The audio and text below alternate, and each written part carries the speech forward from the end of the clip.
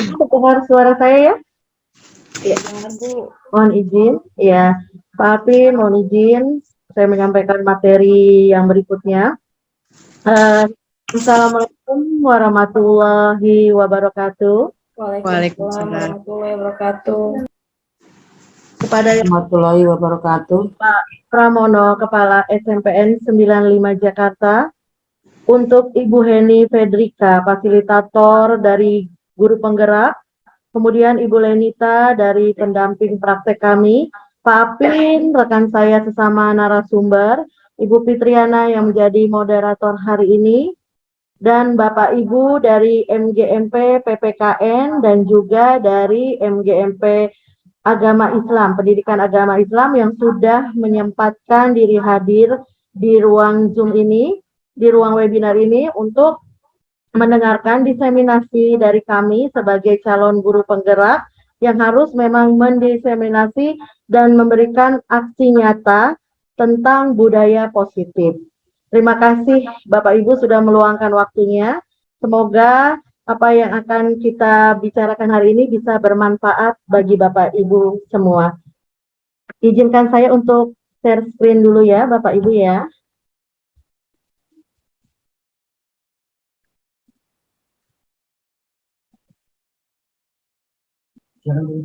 Ya, sebentar. Ya, mohon izin saya share screen dulu sebentar.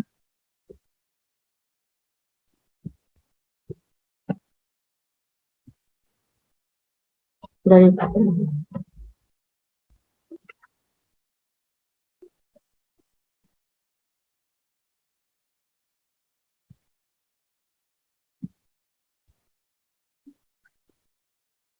Sudah terlihat Bapak Ibu? Ya, Sudah, Bu. sudah. Oke. Salam dan bahagia itu adalah salam guru penggerak. Assalamualaikum Bapak Ibu guru hebat dimanapun berada. Saya akan mulai presentasi saya. Izinkan saya akan memulai presentasi saya. Ini adalah saya Rini Widowati, calon guru penggerak Angkatan 5, dan saya di sini akan berbagi aksi nyata dengan Bapak Ibu guru mengenai budaya positif. Bapak Ibu, tadi pernyataan ini sudah dikemukakan oleh Pak Alvin. Apakah Anda setuju dengan pernyataan ini? Berikutnya, tadi sudah dibacakan ya, sudah Bapak Ibu lihat juga tayangannya. Dan sudah ada yang menjawab, mungkin tadi di kolom chat, apakah hukuman dapat mendisiplinkan anak? Apakah pemberian hukuman dengan hal positif seperti membaca atau membersihkan halaman sekolah dapat meningkatkan disiplin anak? Atau apakah memberi penghargaan dapat meningkatkan motivasi belajar anak? Selama ini biasanya kita cenderung memberikan penghargaan ketika anak itu mendapatkan atau memperoleh prestasi.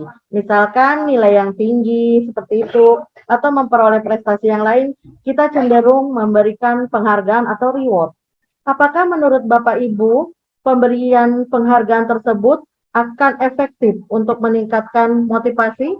Mohon bantuannya ya, Bunda Sulasmi mungkin bisa bantu menjawab? Bunda? Atau Bapak Ibu yang lain? Iya, Bu. Gimana? Ya. Bunda, di sini ada 4 pertanyaan. Yang mana yang Bunda kira-kira mau jawab? Bentar. Ya. Pemberian hukuman. Yang pertama, Bunda, ya, saya bacakan. Apakah hukuman dapat mendisiplinkan anak menurut Bunda? Ya, sementara mungkin bisa, Bu. Tapi ya akan dilanggar lagi. Iya, sementara ya, Bun. Nanti setelah anak itu dihukum, mungkin dia akan sadar sementara, namun nanti mulai kumat lagi begitu ya. Yang Iya. kedua, pemberian hukuman dengan hal positif seperti membaca atau membersihkan halaman sekolah, apakah dapat meningkatkan disiplin anak? Memberi hukuman dengan positif. Ya, mungkin bisa.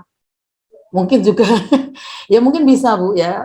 Tapi yang positif ini karena dia ada kepercayaan untuk membersihkan halaman sekolah atau gimana, mungkin dia lebih dipercaya ya mengurangin ketidakdisiplinan anak. Iya, terima kasih Bun. Kemudian yang ketiga, memberi penghargaan dapat meningkatkan motivasi belajar anak. Menurut Bunda? Iya, memberi penghargaan ini dapat meningkatkan Motivasi belajar. kedisiplinan anak, ya setuju. Karena kemarin kejadian di sekolah saya itu anak ini kan diuber-uber suruh sholat susah ya Bu ya. Iya. Akhirnya dia dipilih untuk mengamankan sholat. Setelah sholat itu aman, dianya disuruh sholat, diimamin oleh gurunya, gitu. Jadi tadi yang dia diuber-uber suruh sholat nggak mau, akhirnya suruh mengamankan sholat. Setelah selesai, dia disuruh masuk ke masjid, disuruh sholat. Ya itu apa ya? Kasih kepercayaan kali ya intinya ya. Memberikan reward ya, Bun. Iya, kasih reward. Kepercayaan sehingga dapat meningkatkan motivasi, demikian ya Bun ya. Iya. Kemudian yang keempat, sudahkah Bunda mengetahui tentang segitiga restitusi? Belum. Belum, iya baik. Nanti akan dibahas, kita akan sharing ya Bun. Jadi kami di sini bukan mengajari, saya tidak mengajari, Pak Apin tidak mengajari, tapi kami sharing tentang apa yang sudah kami dapatkan dan diimbaskan kepada Bapak Ibu semua. Terima kasih Bunda Sulasmi untuk bantuannya, sudah menjawab tentang pertanyaan yang disajikan di paparan di Zoom ya. Baiklah. Terima kasih sama-sama Bu Rini. Ya, terima kasih Bun. Ini adalah restitusi. Tadi sudah dibacakan oleh Pak Apin.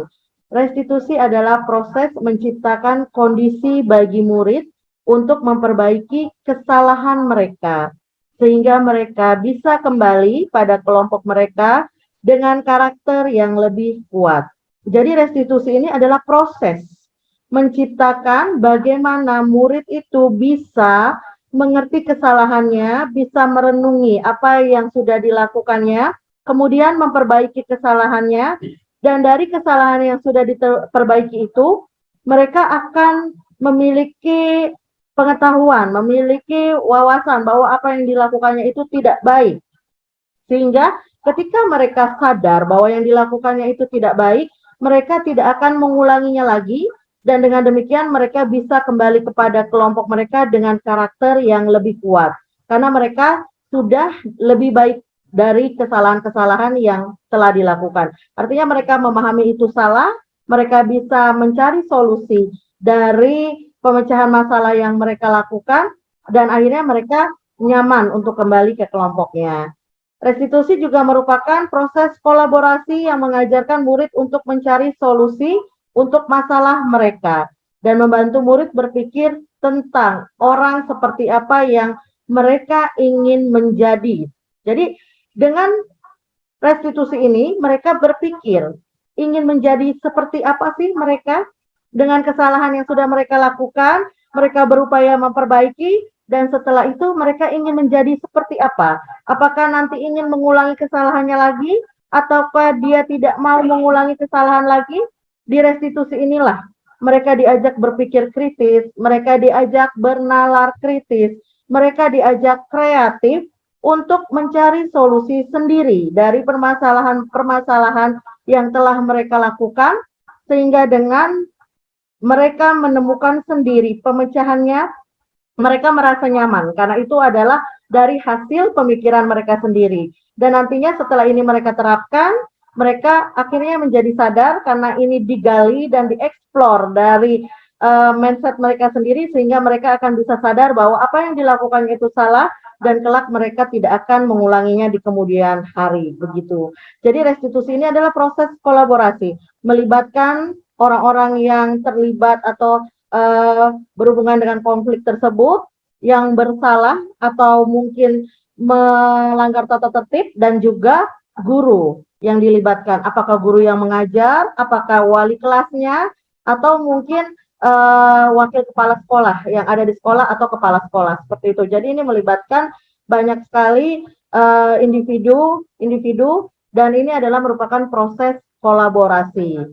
Jadi artinya di sini kita mengajak peserta didik untuk bisa memikirkan atau juga bernalar kritis tentang apa yang sudah dilakukannya. Dan itu adalah salah satu dari profil pelajar Pancasila, yaitu bernalar kritis. Jadi restitusi ini sangat sesuai dengan profil pelajar Pancasila. Baik Bapak Ibu, sebelum restitusi dilakukan, pastinya kita telah membuat kesepakatan kelas. Yang saya tampilkan itu adalah contoh dari kesepakatan kelas.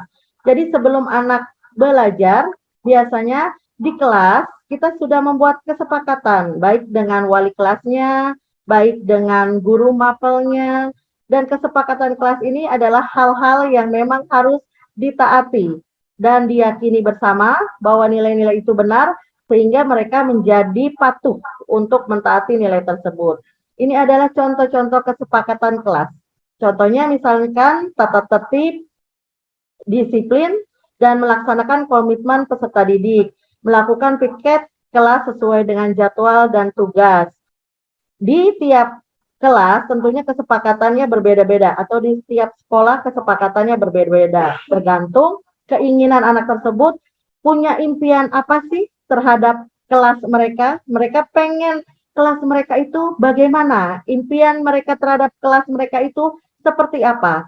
Mereka tuangkan secara bersama-sama dalam kesepakatan kelas.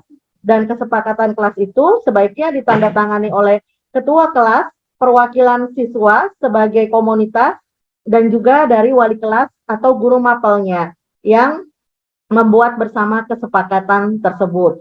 Contoh kalau di pelajaran PKN, kebetulan saya mengajarkan PKN, berarti kesepakatan kelas yang dibangun adalah saling menghargai antar sesama teman-teman di kelas. Tidak boleh menjelek-jelekan teman sekelas. Begitu kesepakatan yang dibangun. Dan untuk tiap mapel pasti berbeda. Misalkan di mapel IPA, kesepakatan kelas yang dibangun adalah merapikan kembali alat-alat praktikum setelah digunakan. Jadi kesepakatan kelas ini dibangun bersama. Dan ini menjadi nilai yang harus diyakini oleh peserta didik dan nantinya akan membentuk karakter mereka karena mereka terbiasa mengamalkan dan meyakini nilai ini sehingga nantinya akan membentuk karakter yang baik. Intinya, kesepakatan kelas ini adalah sesuatu yang kita buat secara bersama-sama dengan peserta didik. Ini adalah contoh-contoh kesepakatan kelas, Bapak Ibu. Ada menjaga ketertiban selama pembelajaran, menggunakan HP diperbolehkan jika mendapat izin guru, kemudian mengumpulkan tugas paling lama 1 minggu, tidak diizinkan lebih dari itu, begitu. Kemudian bersikap sopan dan menghargai ketika orang lain bicara. Ini contoh lainnya, kesepakatan kelas. Nah, ini kesepakatan kelas dari kelas saya, mengamalkan ajaran agama untuk kebaikan bersama. Jadi wajib berdoa dan berdoa sebelum dan sesudah pelajaran, kemudian hadir di kelas dan di sekolah tepat waktu, tertib dan semangat saat belajar, kemudian menjaga kebersihan diri sendiri, kelas dan lingkungan sekolah, saling menghargai, menyayangi, dan tolong-menolong. Nah, ini kesepakatan kelas ini nantinya yang akan membentuk karakter. Jadi memang harus benar-benar sesuai dengan keinginan anak, tidak membebankan, namun juga nyaman untuk mereka yakini bersama, begitu. Kemudian ini ketika anak melakukan kesepakatan kelas, dan ini kesepakatan kelas yang sudah terbentuk, ada bermacam-macam, hanya tinggal ditempel saja di dinding kelasnya untuk mereka bisa baca dan ingat kembali akan kesepakatan kelas jika ada yang melanggar tata tertib. Jadi bisa dibaca lagi bahwa kesepakatan apa sih yang telah mereka langgar, begitu. Nah, baik Bapak Ibu, sebelum kita melangkah ke berikutnya tadi tentang segitiga restitusi, saya ingin menjelaskan dulu, memaparkan tentang posisi kontrol dari guru. Selama ini kita hanya mengenal guru itu sebagai pendidik dan pengajar. Namun ternyata guru juga memiliki posisi kontrol terhadap peserta didiknya. Apa saja posisi kontrol guru? Mungkin dari kelima posisi kontrol ini ada pada diri kita semua sebagai pendidik. Mari kita renungkan dan kita refleksi. Dari posisi kontrol ini bagian yang manakah kita? Apakah kita sudah ideal untuk peserta didik kita? Jika memang belum ideal, bagaimana cara kita untuk bisa merubahnya? Apakah kita mau merubahnya? Itu semua kembali kepada diri kita masing-masing. Nah, ini dia Bapak Ibu. Jadi ada 5 posisi kontrol seorang guru, yaitu guru sebagai penghukum, guru sebagai pembuat orang merasa bersalah, guru sebagai teman, guru sebagai pemantau, dan guru sebagai manajer. apa saja yang dilakukan guru sebagai penghukum terhadap peserta didiknya atau guru pembuat merasa bersalah? Ada beberapa ciri-ciri atau beberapa di sini kita lihat ada beberapa kalimat yang mungkin menunjukkan atau mencirikan bahwa guru tersebut adalah guru penghukum atau guru yang sebagai teman, begitu ya.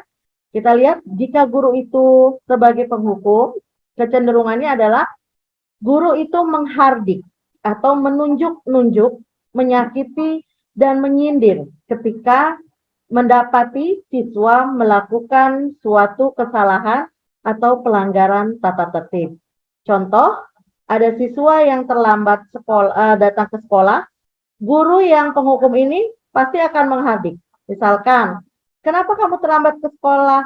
Ini sudah yang keberapa kali kamu terlambat ke sekolah? Sekarang kamu keliling lapangan 10 kali karena kamu selalu terlambat datang ke sekolah. Nah, ini adalah ciri-ciri guru penghukum. Nah, jika ini diterapkan kepada peserta didik, maka nantinya murid itu akan menjadi pendendam, tidak menyukai guru tersebut, dan juga kemungkinan besar akan tidak menyukai mapel yang diampu oleh guru tersebut. Kemudian, untuk guru yang membuat orang merasa bersalah, itu biasanya kata-katanya itu memang dia cenderung lembut, tenang, tetapi kata-katanya kadang menyalahkan murid. Misalkan, kenapa kamu datang terlambat, nak? Udah ibu bilang jangan datang terlambat. Kamu nggak kasihan sama ibu. Kamu mau ibu ini diomelin sama kepala sekolah karena kamu datang terlambat, seperti itu. Nah, jadi dengan kata-kata yang lembut, memang dengan kata-kata yang lembut, tidak seperti guru penghukum tadi, ya, tapi kata-katanya itu menyakiti, menyalahkan murid. Kenapa dia selalu datang terlambat? Dan guru akan mengatakan hal-hal yang merasa kesalahan tersebut ada pada murid dan membuat murid ini tidak nyaman. Artinya, murid akan merasa dia itu tidak bisa membahagiakan orang lain. Hal ini akan membuat murid merasa bersalah, rendah diri, dan nantinya dapat menarik diri dari lingkungan, dari kata-kata guru tersebut. Walaupun kata-kata itu dikemukakan dengan nada yang lembut dan tenang. Karena memang murid merasa karena dia terlambat, sehingga gurunya ini jadi diomeli kepala sekolah, begitu ya. Sehingga gurunya ini jadi menderita, sehingga gurunya ini menjadi tidak nyaman dengan keadaan itu. Dan ini biasanya dikatakan oleh guru yang tipe pembuat orang merasa bersalah. Berbeda dengan tipe yang menghukum tadi. Kalau menghukum tadi, dia dikatakannya dengan menghardik, dengan memaki-maki. Nah, jika guru penghukum, ini murid akan bergantung kepada kondisi yang ada. Artinya gini, jika guru itu menghukum, maka murid merasa jangan guru ini masuk, begitu ya, jangan guru ini masuk karena guru ini nanti akan menghukum dia, seperti itu. Jadi murid akan nggak suka dengan guru penghukum. Tapi kalau guru membuat orang merasa bersalah, mungkin murid masih menyukai. Tapi kata-katanya lah yang akan membuat murid ini nantinya merasa down dan akan berperilaku seakan-akan dia itu selalu menjadi orang yang bersalah karena tidak bisa membahagiakan gurunya, begitu. Nah, kemudian ada guru yang sebagai teman. Nah, ini guru yang sebagai teman. Kita biasanya kalau di posisi ini merasa udah nyaman ya Bapak Ibu ya. Saya anak-anak mau loh curhat sama saya bisa jadi temannya loh. Anak-anak sudah mau loh membicarakan masalah-masalahnya sama saya, begitu ya. Nah, biasanya kalau guru sebagai teman itu, suara guru itu cenderung ramah, akrab, kemudian ada senda gurau, sehingga bisa menghangatkan suasana. Misalkan jika anak terlambat, kenapa kamu datang terlambat, nak? Misalkan dia bilang, saya kesiangan, Bu. Loh, kamu kan jalannya cepet, kan kamu hebat, masa kesiangan sih, gitu. Jadi cenderung mengajak siswa bersenda gurau, bercanda, akrab, ramah, ya, dan bisa menghangatkan suasana. Sehingga murid akan senang, aman, dan akrab dengan guru tersebut. identitas murid juga akan tercipta. Artinya dia tidak disalahkan, dia tidak dihukum dengan kekerasan. Dan ini adalah identitas yang bisa membawa dia pada keberhasilan. Namun perlu diingat, guru yang sebagai teman ini, ya, tentunya untuk siswa memang bisa membuat dia nyaman, tapi kenyamanan siswa ini atau keberhasilannya nanti hanya berupa faktor yang dari eksternal atau dari luar, artinya dari si guru. Artinya motivasi kalau dia tidak terlambat lagi karena dia merasa ada motivasi dan dorongan dari guru, bukan dari dirinya sendiri. Ya, karena dia merasa dia itu dan guru itu berteman, sudah merasa nyaman, sehingga akhirnya motivasi yang datang dari guru itu. Tapi nanti kalau bertemu dengan guru lain yang tidak memperlakukan dia sebagai teman, namun memperlakukan dia seperti tadi yang guru tipe penghukum atau pembuat merasa bersalah, dia akan kembali lagi kepada perilakunya, karena dia merasa hanya nyaman dengan guru yang sebagai teman saja, begitu. Jadi ini artinya ada ketergantungan murid kepada si guru ini. Kemudian murid tidak bisa mandiri dan tidak bisa berpikir untuk dirinya sendiri bahwa terlambat itu salah. Namun dia tidak terlambat karena dia hanya mendengarkan kata-kata dari si gurunya saja, begitu. Kemudian perilaku baiknya pun ditujukan hanya pada guru yang memperlakukan dia sebagai temannya itu, bukan kepada semua guru yang ada di sekolah itu, bukan untuk dirinya sendiri, tapi dia merasa, saya udah berteman nih dengan guru ini, katanya jangan terlambat, saya larinya kencang, saya anak hebat, berarti besok saya tidak akan terlambat lagi. Namun hanya ditujukan untuk satu orang saja, bukan untuk semua orang, bukan untuk dirinya sendiri, bukan dari intrinsik dirinya sendiri, begitu. Nah, yang berikutnya adalah guru sebagai pemantau. Bagaimana guru sebagai pemantau? Guru yang sebagai pemantau akan bersuara datar, biasa saja. Tidak emosional, tidak bercanda gurau, atau menggunakan suara tinggi, biasa saja. Misalnya, kenapa kamu terlambat? Saya bangun kesiangan, Bu, misalnya seperti itu. Oh, kamu tahu konsekuensinya kalau terlambat? Iya, Bu. Kita masuk jam 6.30, kamu datang jam 7, kamu berarti terlambat berapa menit, begitu ya, ditanyakan seperti itu. Apa konsekuensinya? Saya harus tinggal di kelas ketika jam istirahat, berarti saya tidak boleh istirahat. Iya, silakan kamu ke kelas, nanti istirahat, kamu tidak boleh istirahat, tapi harus tetap tinggal di kelas, begitu. Jadi guru yang pemantau atau monitor ini adalah seorang guru yang selalu menunjukkan bahasa tubuh dan ekspresi wajah yang datar dan cenderung formal. Jadi dia selalu menggunakan angka-angka. Dia formal, mengingatkan pada tata tertib, mengingatkan pada peraturan, kemudian pada konsekuensi-konsekuensinya, ya. Nah, ini membuat siswa itu nantinya melakukan sesuatu berdasarkan pada konsekuensi dan juga pada reward. Jadi siswa ini tidak tahu nilai kebajikan apa sih yang harus dia tuju, serta tidak sepenuhnya mandiri, tapi karena selalu diingatkan oleh si guru yang berperilaku atau si guru pemantau ini, begitu ya.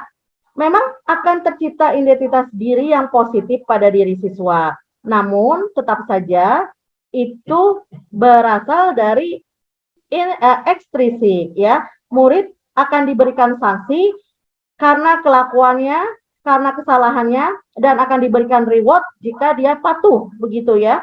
Dan ini membuat siswa itu tidak melakukan sesuatu dari hatinya, tapi hanya berdasarkan pada reward dan punishment yang harus dia terima karena dia telah melanggar atau melakukan sesuatu. Jadi dia melakukan sesuatu bukan karena kesadaran, tapi karena takut atau mengharapkan, takut pada hukuman, tapi mengharapkan reward misalnya, seperti itu. Dan ini membuat mereka menjadi tidak tahu nilai-nilai kebajikan apa sih yang mereka harus punya di dalam dirinya, ya. Dan kemudian juga guru harus selalu memantau bahwa siswa itu apakah memang benar sudah melakukan yang seperti diperintahkannya, artinya tinggal di kelas, tidak keluar kelas, begitu. Jadi dipantau terus gerak-geriknya. Dan ini tentunya merepotkan si guru sendiri.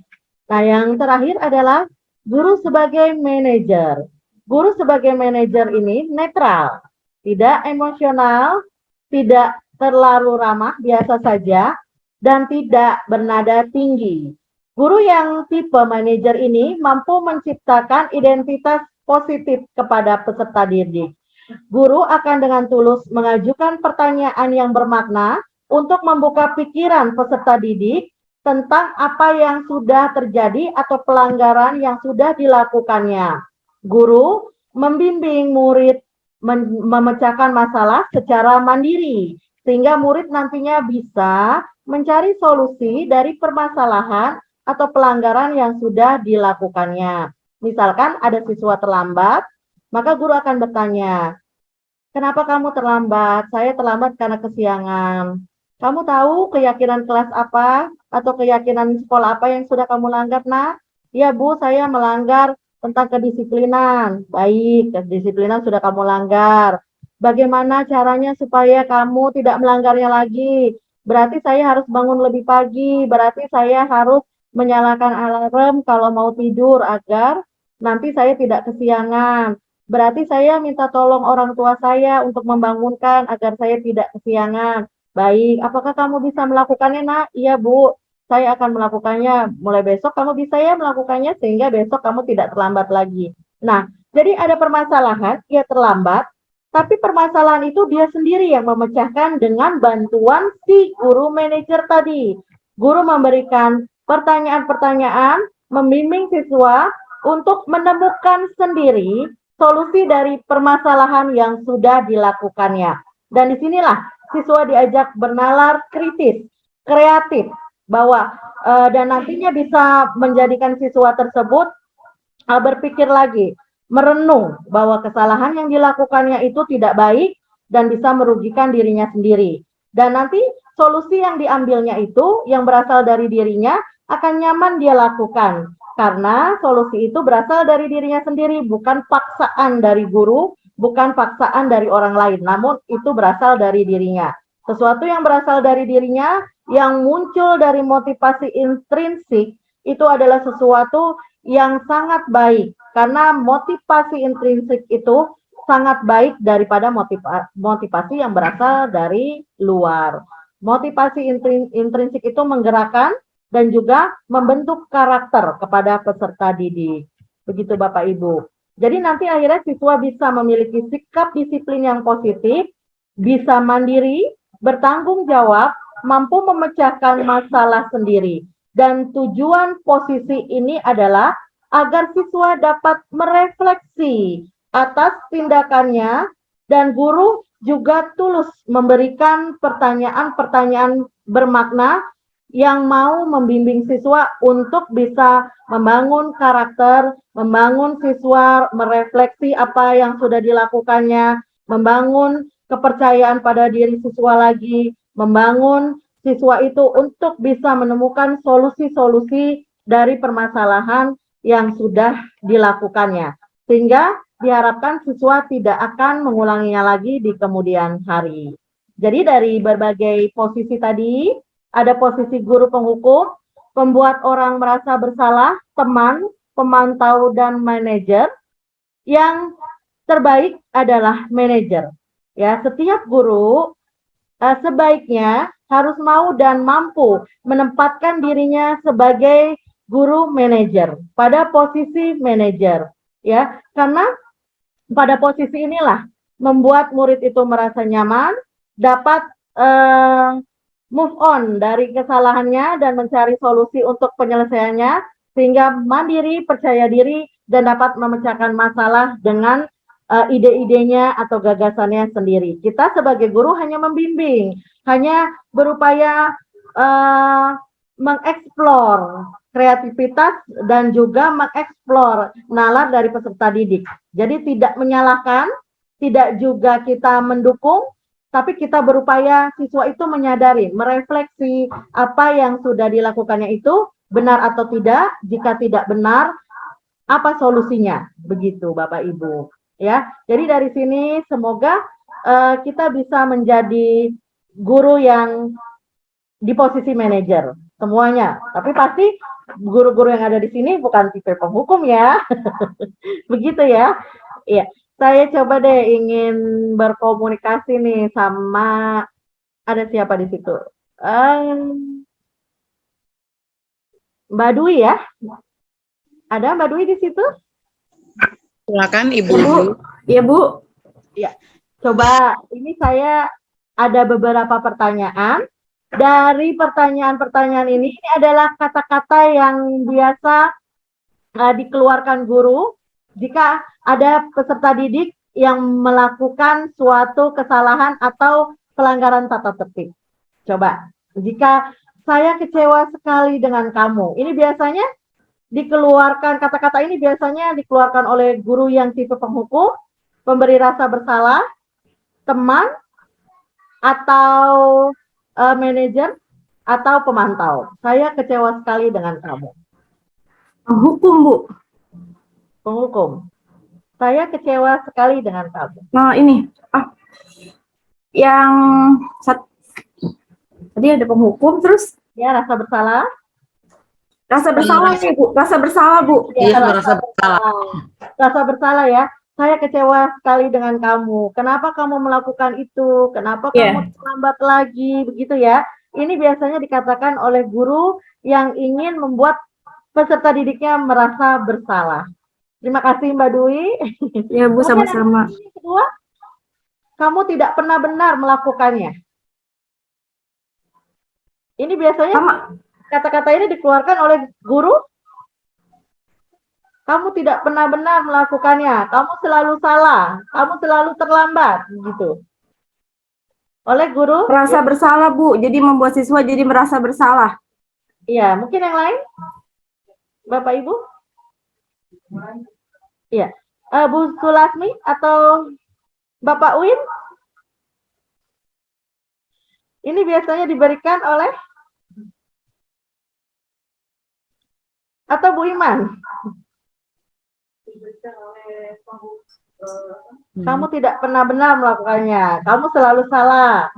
Kamu selalu terlambat. Iya, penghukum. Terima kasih ya Mbak Dwi dan Bu Iman. Ini biasanya kata-kata ini dikeluarkan oleh guru hukum. Iya. Kemudian yang ketiga, ayolah lakukan demi ibu atau bapak. Ini Coba teman, Bu. Ayolah lakukan demi ibu atau bapak. Sebagai teman, Bu. Teman, Bu. Iya, benar. Ayolah lakukan demi ibu, ayolah lakukan saya. Begitu ya, itu sebagai teman. Kemudian, apakah kamu mau mendapatkan stiker bintang hari ini? Ini cenderung memberi reward nih. Ini guru ya? Beri reward apa ya? Yang Beri memberikan hadiah ya? reward, memberikan punishment, memberikan hukuman, memberikan penghargaan. Itu biasanya dilakukan oleh guru yang Memberi penghargaan ya? pemantau atau monitor.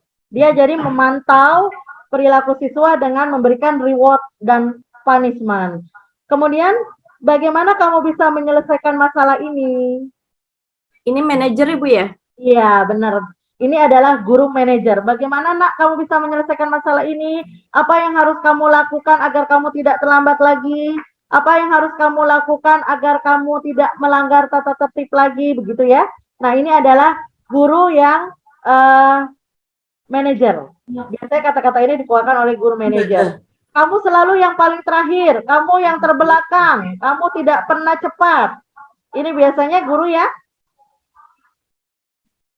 penghukum. Hukum, Bu. Ya, guru yang penghukum. Jadi dia menghukum dengan kata-katanya, menjudge, tidak pernah cepat, selalu terakhir, tidak pernah benar, begitu. Nah, jadi dari sini kita bisa menilai apakah kata-kata ini jika nantinya kita keluarkan kepada peserta didik dampaknya apa untuk mereka. Misalkan kalau saya kecewa dengan kamu, kamu tidak pernah benar, kamu selalu paling terakhir. Tentunya ini akan membuat siswa itu tidak suka dengan kita, akan membuat siswa itu kecewa ya, akan membuat siswa itu tidak nyaman. Ya, ini biasanya dikeluarkan oleh guru penghukum. Nah, biasanya siswa itu akan menjadi pendendam dengan kata-kata kita. Dia tidak akan suka dengan kita karena kita selalu menyalahkan dia. Tapi bukan membimbing, tapi selalu menyalahkan. Nah, ini yang harus kita hindari. Akan lebih baik kalau kata-kata itu bagaimana kamu bisa menyelesaikan masalah ini, Mari kita mencari solusi bersama supaya kamu tidak terlambat. Ayo kita cari solusinya seperti itu. Itu lebih membuat mereka nyaman, membuat mereka bisa berpikir kritis, membuat mereka kreatif, membuat mereka tidak disalahkan. Tapi kita memahami bahwa semua orang pernah berbuat salah dan yang penting adalah bukan kesalahannya, tetapi bagaimana mau merubah atau mau memperbaiki kesalahan yang sudah dilakukan. Begitu. Nah, di sini adalah usaha kita mengontrol murid kita dan mungkin memaksa ya dengan 5 posisi kontrol tadi. Ya, ada yang berupaya mengontrolnya dengan menjadi guru penghukum, ada berupaya mengontrol siswa, mengendalikan siswa menjadi guru yang teman, ada yang berupaya mengontrol atau mengendalikan kedisiplinan siswa dengan menjadi guru yang manajer. Itu pilihan ada pada kita. Namun kita harus pikirkan juga dampak psikologis dari siswa ketika kita berada pada kelima posisi tadi, yang mana yang terbaik dampak psikologisnya untuk peserta didik.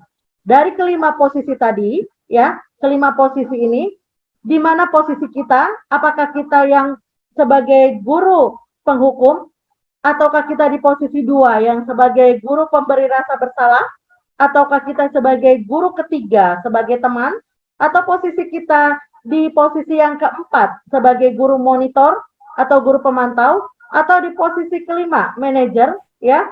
Kita selalu pikirkan dampaknya kepada peserta didik.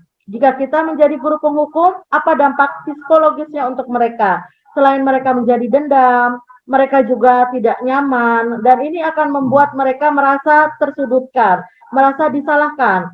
Namun kalau kita berada pada posisi guru yang pemberi rasa bersalah, itu akan membuat psikologis mereka itu merasa tidak nyaman karena mereka tidak bisa membahagiakan orang lain. Mereka merasa selalu gagal. Mereka merasa selalu menjadi orang yang membuat orang lain menderita. Ya, jadi dampak psikologis inilah yang harus kita pikirkan. Pada posisi mana yang terbaik? Yang terbaik adalah pada posisi 5. Kita menjadikan mereka nyaman, kita menjadikan mereka dapat kreatif, menjadikan mereka dapat berpikir dan bernalar kritis, menjadikan mereka dapat solutif terhadap masalah, reaktif terhadap masalah, dan nantinya kemungkinan mereka tidak akan mengulangi lagi kesalahan yang sudah mereka lakukan. Jadi, Bapak Ibu, kalau kita masih pada posisi 1, kalau kita masih pada posisi 2, begitu ya, ya kita sendiri yang tahu. Mudah-mudahan kita mau dan ada juga kemauan kita untuk menjadikan posisi kita pada posisi 5, posisi manajer, posisi yang bisa mengeksplor kemampuan siswa untuk bernalar kritis dan juga mencari solusi dari permasalahan. Bukan selalu menyalahkan, karena setiap anak itu pasti, bahkan diri kita sendiri pasti pernah berbuat kesalahan. Yang terpenting adalah bagaimana kita mau dan mampu untuk menyelesaikan masalah tersebut dan untuk mencari solusinya. Jadi yang terbaik adalah yang di posisi manajer. Karena posisi inilah kita bisa mengajak siswa bernalar kritis yang sesuai dengan profil pelajar Pancasila. Begitu ya Bapak Ibu ya. Jadi berpulang pada kita ini pada posisi yang mana? Kalau memang masih pada posisi 1, harus kita perbaiki pada individu kita sendiri, begitu. Nah ini, posisi kontrol yang membantu murid memiliki motivasi intrinsik, motivasi yang berasal dari diri dia sendiri. Kalau tadi posisi teman, mereka punya motivasi untuk taat pada peraturan, mereka punya keinginan untuk taat pada tata tertib, itu bukan berasal dari diri sendiri, dari ekstrisik, dari guru yang tadi memposisikan sebagai teman. Karena rasa tidak enak, kita sudah menjadi temannya, akhirnya dia mau melakukan taat kepada disiplin. Namun itu bukan dari diri mereka sendiri. Yang terbaik adalah motivasi yang berasal dari diri mereka sendiri. Motivasi yang berasal dari intrinsik. Karena motivasi ini akan membentuk karakter pada diri mereka. Nah, kita lihat di situ ya. Monitornya adalah patuh pada aturan dan manajer membentuk disiplin diri. Apa yang dikatakan guru ya? Apa peraturannya? Nah, ini biasanya dikatakan oleh guru yang monitor ya, yang dikatakan guru apa peraturannya, apa yang kamu lakukan, apa konsekuensinya, apa akibatnya ke kamu, begitu ya. Nah, jika kita guru manajer, yang dikatakan adalah apa yang kita yakini tentang keyakinan kelas yang sudah kita bangun, apa nilai kebajikan kelas kita, bagaimana kamu bisa melakukan dengan lebih baik, apa rencana kamu untuk memperbaiki kesalahan yang sudah dilakukan. Berbuat salah itu manusiawi, nak. Yang paling penting adalah bagaimana kita mau memperbaikinya, seperti itu. Jadi dari sini ada keinginan dia untuk memperbaiki diri, ada keinginan dia untuk merefleksi bahwa yang telah dilakukannya itu salah, tidak menghakimi, tidak menyalahkan, namun membangun pola pikir bahwa apa yang telah dilakukan mereka itu salah dan mereka harus ada upaya untuk memperbaiki kesalahan yang sudah mereka lakukan. Begitu ya Bapak Ibu ya. Jadi di sini yang terbaik adalah posisikan kita sebagai guru manajer yang bisa membawa siswa tersebut merefleksi kesalahan yang sudah dilakukannya atau pelanggaran tata tertib yang sudah dilakukannya tanpa menyalahkan atau menjudge apa yang sudah mereka lakukan. Baik, ini segitiga restitusi ya. Segitiga restitusi itu tadi sudah dikatakan bahwa segitiga restitusi ini adalah upaya untuk menyelesaikan masalah dan mengembalikan mereka dengan nyaman pada kelompoknya. Setelah tadi mereka membuat kesepakatan kelas, ya, kita memposisikan diri kita sebagai guru manajer, baru kita melakukan segitiga restitusi ini. Kita lihat di situ quote-nya adalah, dikarenakan kita tidak selalu bisa hadir untuk melindungi murid kita pada saat-saat kritis, takdir mereka tergantung pada kemampuan mereka untuk membuat keputusan yang baik secara mandiri. Kita berharap mereka cukup kuat untuk mandiri, untuk mengevaluasi pro dan kontra dari situasi, menimbang resiko dan keuntungan, hasil langsung melawan konsekuensi jangka panjang, dan membuat keputusan yang baik. Artinya, kita tidak bisa selalu berada di sisi mereka. Kelak, mereka akan hidup mandiri di masyarakat. Kelak, mereka akan menjadi bagian dari masyarakat yang tidak kita dampingi lagi. Jadi, upaya kita hanyalah kita membuat mereka mampu berpikir kritis, bernalar kritis, kreatif, reflektif. Bagaimana mereka mampu menyelesaikan masalah-masalah dan mencari solusi dari tiap permasalahan dengan tadi. Kita sudah memposisikan diri menjadi manajer, dan akhirnya setiap kesalahan yang dilakukan oleh peserta didik akan kita bangun pola pikir mereka, menemukan sendiri solusi-solusinya. Mereka terbiasa, sudah menjadi karakter, dan nanti ketika kita lepas mereka ke masyarakat, kita tidak lagi mendampingi, mereka sudah mampu melakukannya sendiri dengan baik. Begitu ya Bapak Ibu. Artinya di sini kita benar-benar harus membimbing, mau membimbing peserta didik kita, tidak menyalahkan, tapi membimbing mereka untuk mampu mencari solusi dari permasalahan yang telah mereka lakukan, dan akhirnya mereka bisa menemukan solusinya dan bisa memiliki atau menghayati nilai kebajikan yang ada dari yang sudah mereka temukan sendiri.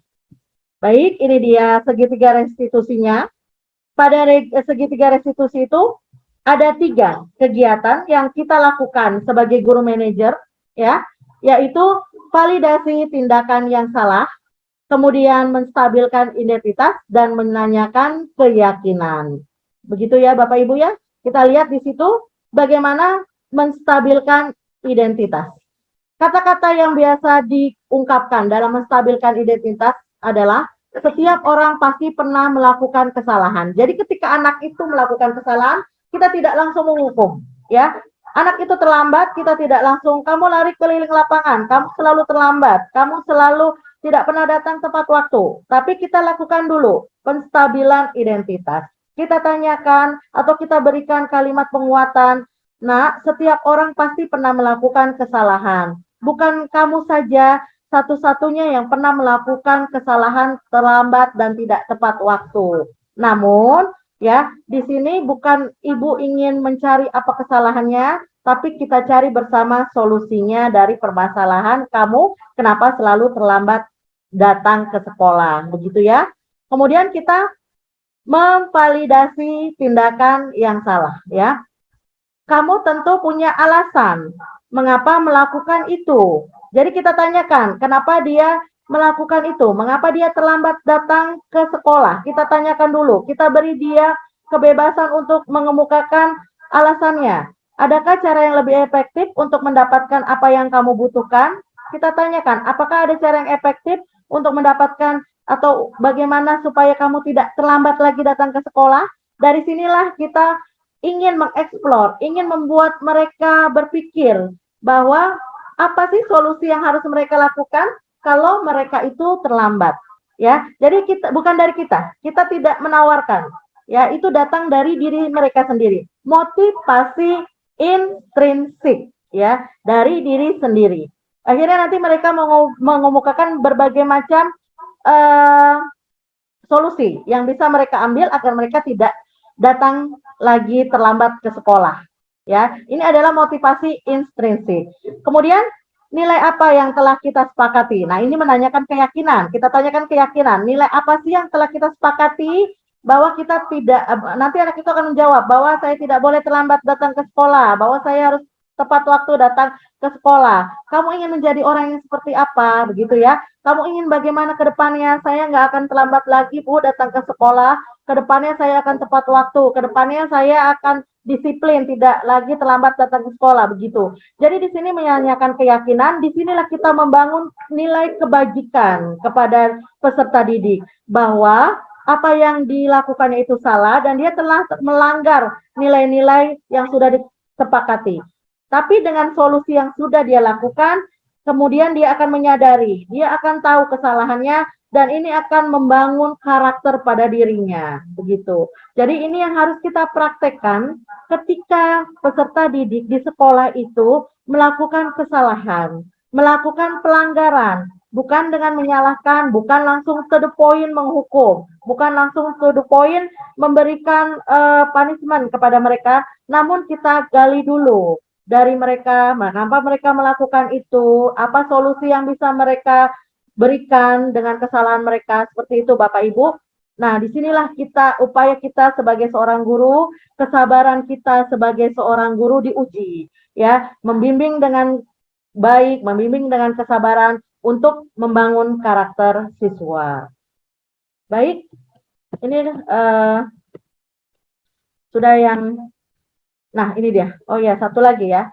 Nah, ciri-ciri restitusi, kita lihat ya Bapak Ibu. Jadi ciri-ciri restitusi tadi, ya, pemecahan masalah dengan restitusi adalah bukan untuk menebus kesalahan, tapi mengajak siswa untuk belajar dari kesalahan. Jadi artinya kalau siswa bersalah, kita memberikan solusi bahwa apa yang sudah dilakukannya itu salah, dan dia mencari solusinya sendiri, sehingga dia bisa belajar dari kesalahannya untuk nantinya tidak melakukan di kemudian hari.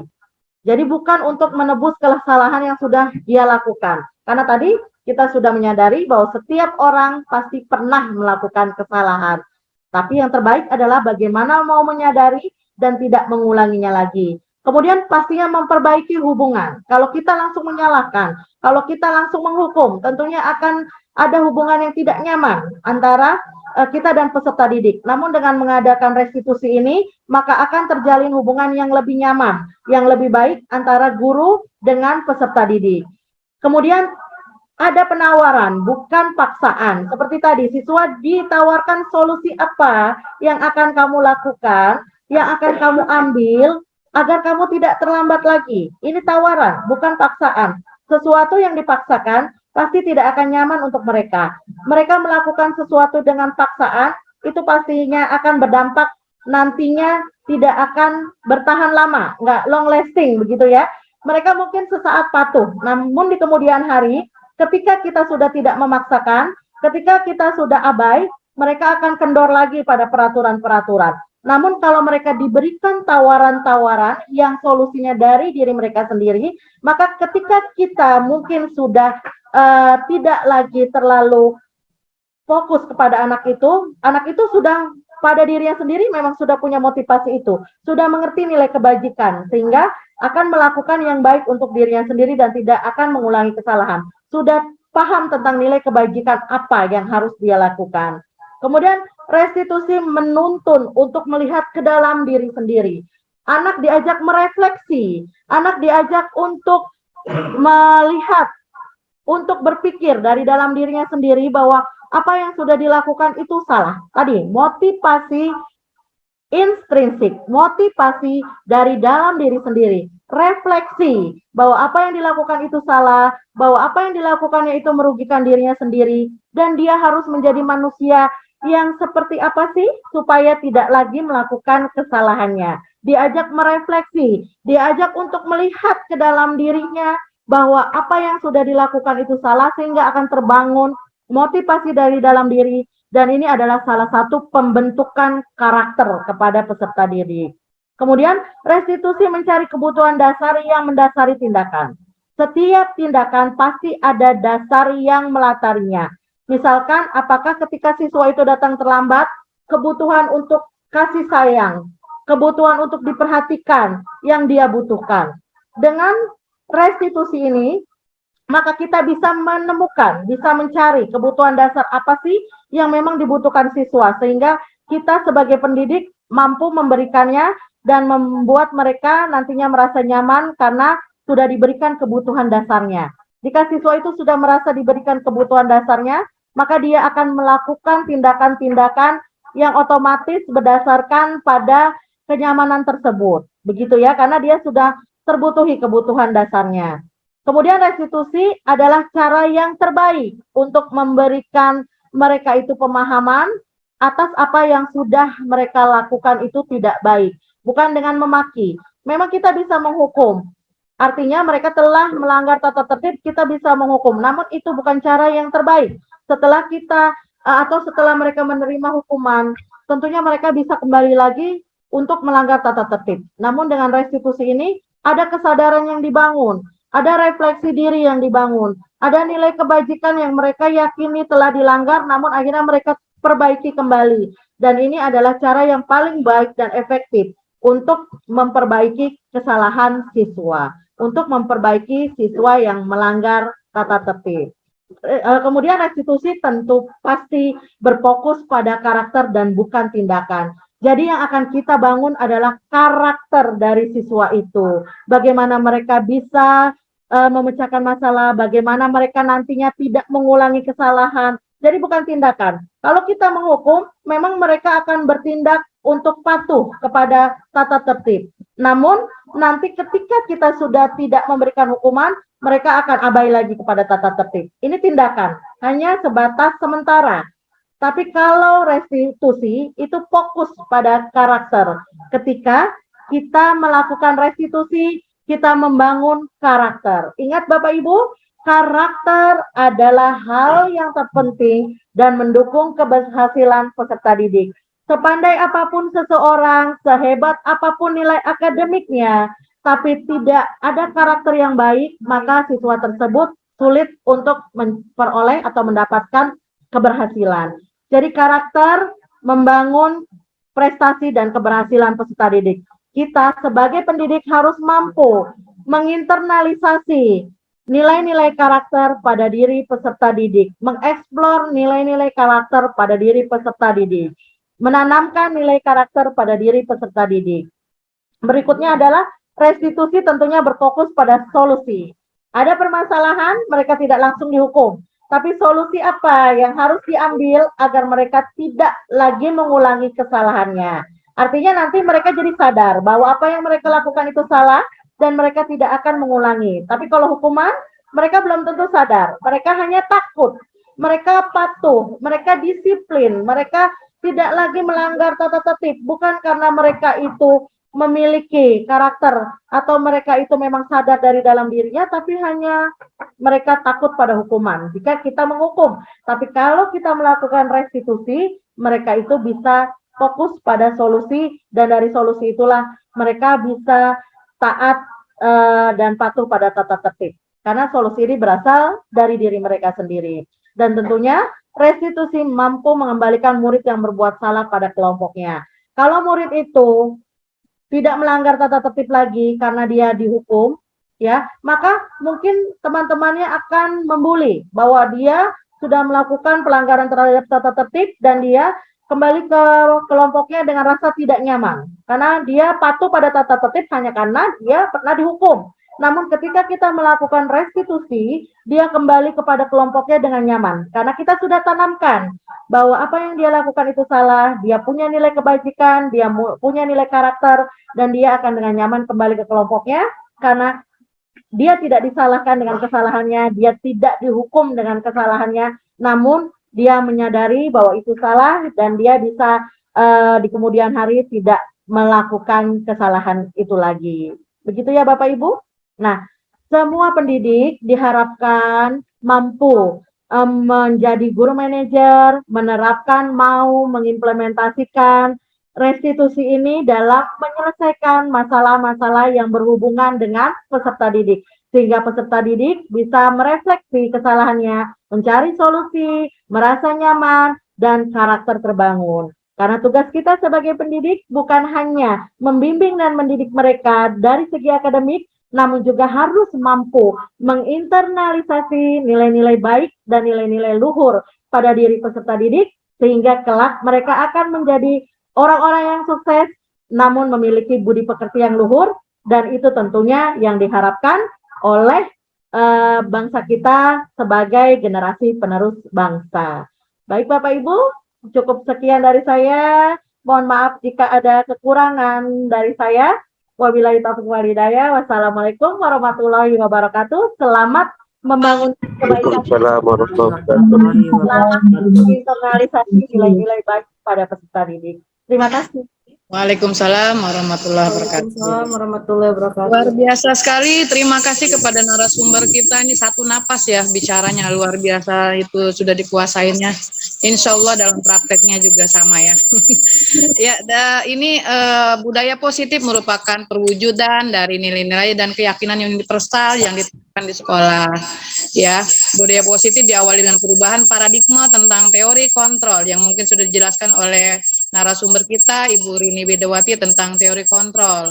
Kemudian adanya restitusi ya, restitusi adalah memperbaiki kesalahan murid atau peserta didik sehingga kembali kepada kelompoknya, membentuk karakter yang lebih kuat, yaitu menjadi proses di mana murid mencari solusi.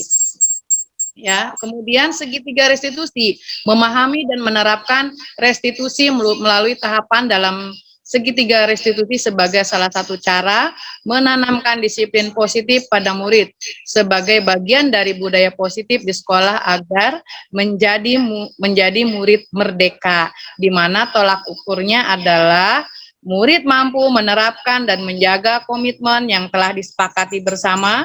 Murid telah memiliki rasa tanggung jawab dan kesadaran yang tinggi dalam melakukan kebaikan dan kebajikan. Murid mampu memelihara karakter baiknya. Murid merasakan kebahagiaan dan kebebasan yang setinggi-tingginya dalam pembelajaran. Seluruh warga sekolah mampu menerapkan semua budaya positif, mencapai visi sekolah dan mewujudkan murid impian yang berkarakter profil Pancasila. Seperti Ki Hajar Dewantara berkata, tidak hanya merdeka belajar tidak hanya terlepas dari perintah, akan tetapi cakap buat memerintah diri sendiri. Ya, itulah paparan dari narasumber kita, Ibu Rini Widawati, juga Bapak Apin. Apakah setelah paparan ini dari Bapak Ibu guru ada yang ingin menanyakan sesuatu yang belum jelas? Silakan, waktu dan tempat kami persilahkan. Ya, silakan Bapak Ibu, ada yang ingin menanyakan tentang budaya positif yang ada di sekolah. Silakan. Halo Bapak Ibu guru, apakah kayaknya sudah paham semua atau ada yang ingin ditanyakan kembali gitu? Oh iya, jangan lupa Bapak Ibu untuk mengisi absen kehadiran yang sudah di-share di chat room ya. Oke, sekiranya narasumber kita ini luar biasa sekali ya, menjelaskannya dengan lugas dan luar biasa, sehingga Bapak Ibu guru nih kayaknya paham banget dan tinggal menerapkan di sekolah masing-masing ya, tentang kurikulum merdeka di mana adanya budaya positif. Ya, semoga menambah hasanah keilmuan kita semua sekiranya itu saja dari kami. Saya sebagai moderator mohon izin dan mohon maaf apabila dalam penyampaian ada kekurangannya.